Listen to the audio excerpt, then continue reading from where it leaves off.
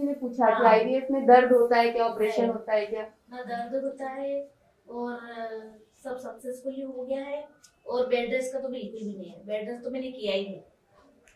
हमने बोला नहीं, परिवार ने बोला नहीं, परिवार ने नहीं बोला। जैसे परिवार बोलते हैं बोलते नहीं किया, लेकिन ने तो मना ही करा। बेड रेस्ट का नहीं बोला था, मतलब ध्यान रखने का बोला था, सतर्कता ध्यान वो रखना है। और जितना आप अपने तरीके से रख सकते हैं उतने अच्छे से रखिए, बाकी बेड रेस्ट इसमें बिल्कुल नहीं करना है। ऐसे परिवार को लगता है ना कि थोड़ा नहीं, वो तो परिवार सबको बोलता है। हमारे यहाँ भी हमारी मेरी खुद की अभी पिछले महीने मेरी बहन आई थी पूना से, उसका भी आईवीएफ किया। अभी वो भी उसको आज उसका दूसरा सोनोग्राफी है, 8 हफ्ते की 2 महीने की प्रेगनेंसी है। मैं क्या बोल रही हूँ, मेरी मौसी उसको बिस्तर पे से नहीं उठने दे रही। अच्छी बड़ी बैंक में काम करती है, उसके पीछे पड़े हुए कि नौकरी छोड़ो, कि तुम्हें क्या जरूरत है। अब वो लड़ रही है उनसे अब, और मैं तो एज फैमिली इस समय तो मैं उसको बोलती हूँ कि नहीं मत कर, नौकरी मत छोड़, ये कर। तो मुझे डांट पड़ जाती है कि तुम्हारा हो गया डॉक्टरी अपनी जगह, कुछ हो गया तो वो तो है। बट रियलिटी ये है कि बेड रेस्ट से कोई फर्क नहीं पड़ेगा। मतलब जिसको होना होता है हो जाता है, जिसको नहीं होना होता है नहीं होता है। जो बेड रेस्ट करता है उसको कई बार नेगेटिव हो जाता है, जो ऐसा। अभी कितने मंथ्स हो गए आपको? अभी भी काम वगैरह कर रहे हो आप? कुछ नौकरी करते हो, जॉब करते हो? लेकिन घर का पूरा काम कर रहे हो। और आपको इनसे कुछ पूछना, रूबी से तो बहुत, हमने रूबी को बहुत परेशान कर लिया। पूजा से जॉब करते हैं तो मैम मतलब आईवीएफ के बाद कितने दिन के बाद जा सकते? नहीं, मैं वही बता रही हूँ ना, हम तो बोलते हैं जाओ, क्योंकि आप क्या जॉब करोगे, आप कौन से पत्थर जाके तोड़ रहे हो। आप देखिए बहुत एक्स्ट्राऑर्डिनरी फिजिकल एक्टिविटी, जैसे शायद मैं आपको मैराथन दौड़ने से रोकूं या 15 किलोमीटर दौड़ लगा, अब ये तो आप नहीं कर रहे हो रूटीनली, है कि नहीं? आप क्या कर रहे हो? स्कूल में पढ़ाने जाओगे, ऑफिस में काम करोगे, घर का खाना बनाओगे। तो क्या होता है जब हम बहुत ज्यादा एक्टिविटी करते हैं, इसके पीछे साइंटिफिक बात समझिए। जब आप बहुत काम करते हो तो आपका ब्लड सप्लाई हो सकता है मांसपेशियों में जाए, सब दूर जाए, तो उस समय थोड़ा यूट्राइन ब्लड फ्लो कम हो जाता है। यूट्रस में हम चाहते हैं यूट्रस का ब्लड फ्लो बढ़े, पर रूटीन काम करने में थोड़ी ना ब्लड को इधर से उधर करना है, वो तो सब ऑर्गन में जा रहा है। तो रूटीन काम आप पूरा कर सकते हैं, आईवीएफ के तुरंत बाद भी जा सकते हैं। बस काम ऐसा रहे जो आपकी दवाओं से इंटरफियर ना करे। ये नहीं होना चाहिए कि आपका टूरिंग जॉब है, आप टूर कर रहे हो और आप अपना इंजेक्शन भूल गए या आप अपनी गोली भूल गए। मतलब काम करिए लेकिन प्राथमिकता दवा को दीजिए। या ऐसा काम नहीं होना चाहिए कि आपको सोनोग्राफी के लिए बुलाया है और अब जॉब है तो हम आ ही नहीं पाए, क्योंकि इसमें सब कुछ समय से होता है। जैसे ये तो इतने दूर से आई है, लेकिन फिर 2-2, 4-4 दिन रुक के ही आते थे, अब क्या करेंगे? तो काम कर सकते हैं पर इलाज को प्राथमिकता देते हुए, दवा में मिस नहीं होना चाहिए। और जब बुला रहे हैं तब अगर कोई बहुत दिक्कत है, ऐसे होंगे कुछ पेशेंट्स जिनके लिए हमने थोड़ा बहुत 2-4 दिन आगे पीछे भी किया होगा, वो पॉसिबल है। जैसे आपके लिए, जैसे फ्राइडे को आती है ना ट्रेन आपकी, तो इनका हमेशा हम ऐसा प्लान करते थे कि भाई ये फ्राइडे को आएंगे तो सैटरडे को ही होगा, तो वो हम कर सकते हैं। लेकिन ऐसा नहीं कि आएंगे नहीं तो हम करेंगे कैसे, है ना? तो आप लोग काम तो कर सकते हैं। और आपके मन में जो देखिए, यहाँ कोई फॉर्मेलिटी नहीं है। इसमें इंजेक्शन कितने के लगते हैं आईवीएफ सर के? ये बताएंगे कितने इंजेक्शन लगे? गिने हैं किसी ने? नहीं गिने रूबी, कितने लगे होंगे फिर भी अंदाज से? देखो एक तो इंजेक्शन मेरे ख्याल से जब एग बनाते हैं तब लगते हैं, है ना? तो मान के चलो 10 और 10 20 तो लगेंगे, एक एग बनाने के और एक और सपोर्ट के लिए, तो 20 इंजेक्शन तो लगते हैं। वो तो 10 दिन में 20 इंजेक्शन लगते हैं। और उसके बाद जब प्रेगनेंसी हो जाती है तो हम लोग ऑल्टरनेट डे इंजेक्शन लगाने बोलते हैं। एक्चुअली सबसे खराब इंजेक्शन वही है, वो बहुत दुखता है। अभी तक मैं आपसे ईमानदारी से बोल रही हूँ, हमने वो इंजेक्शन इसलिए किया था क्योंकि वो इंजेक्शन सस्ता था। दवा दोनों बराबर है, जेल और इंजेक्शन, लेकिन जेल मेरे ख्याल से 200-250 रुपए का आता था और इंजेक्शन आता था 50 रुपए का। तो मन में ये लगता था कि मरीज के 200 रुपए बच जाएंगे हर बार, पर अब ये हो रहा है कि शायद जेल और इंजेक्शन की कीमत दोनों की 100 रुपए या 150 हो गई। तो वो हमने अभी कंपनी वालों से बोला है, अगर हमारे मरीजों को दोनों बराबर कीमत पे पड़ रहे होंगे तो हम वो इंजेक्शन बंद ही कर देंगे, क्योंकि वो बहुत दुखते हैं उसमें। वो एक खराब, पर वो इंजेक्शन कितने लगते हैं? 2 हफ्ते तक लगाते हैं। तो पहले हफ्ते में 6 और 4 मतलब 10 से 15, वो 20 लगते होंगे ज्यादा से, है ना? 20 लगे होंगे, पर वो पूरे हाँ वो 3 महीने तक कंटिन्यू करना पड़ता है। 3-4 महीने लगे। 3 महीने लगते 3 हैं। महीने तक कंटिन्यू लगे थे। अरे बाप रे नहीं तो फिर वो कम से कम 45। और क्या वो दुखता बहुत है ना, वो तेल रहता है उस इंजेक्शन ऑयली में। इंजेक्शन रहता है। अच्छा तुम्हारी तो डिलीवरी हो गई है ना? मेरा तो आज रिजल्ट है।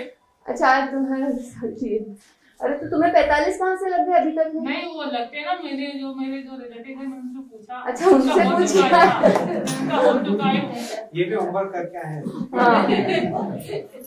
हाँ मैम जैसे नंबर ऑफ इंजेक्शन की होता है, क्या पेशेंट के एज पे डिपेंड करता है? नहीं मतलब उसका डोज डिपेंड करता है, बट नंबर तो वही रहता है ना। मतलब आप एक इंजेक्शन लगाने में 300 का डोज दे दो कि 150 का दे दो। तो ये जो पूछ रहे हैं ये तो कितनी बार आपको सुई चुभेगी वो पूछ रहे हैं। तो वो तो उम्र से नहीं होगा, वो तो वैसे ही होगा। कई बार प्रेगनेंसी में जैसे 2 प्रेगनेंसी होती है या किसी को ब्लीडिंग हो गई तो थोड़ा देर तक भी इंजेक्शन चलते हैं, तो नंबर बढ़ सकता है, पर डोजेज उम्र से डिपेंडेंट होता है।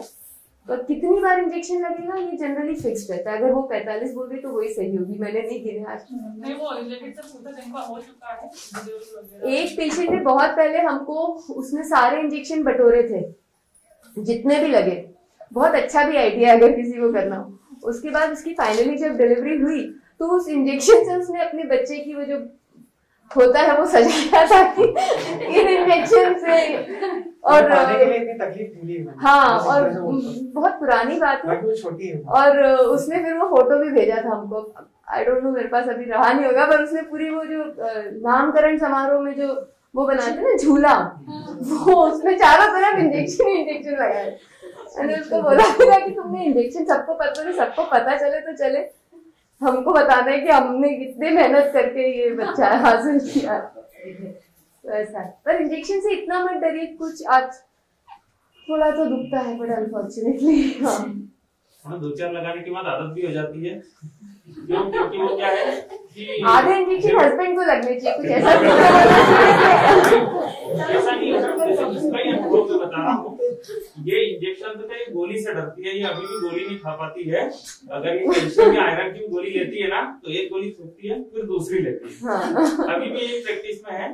लेकिन क्या है इंजेक्शन जो है इसको जो कंटिन्यू यहाँ पे लगे थे जो डे बाय डे, उसके बाद में जो घर पे जितने भी लगे मैडम खुद से घर पे आते थे लगाने, तो वो उसमें उतनी प्रॉब्लम इसको नहीं। ये बिल्कुल आराम से तैयार रहती थी। मैडम आएंगे, मैडम फटाफट लगाओ, रोटी बनाना है फटाफट लगाओ, खाना बनाना है। ये बिल्कुल प्रिपेयर रहती थी उस चीज के लिए। मतलब डर बिल्कुल निकल गया था क्योंकि वो कंटिन्यू चल रहा था ना।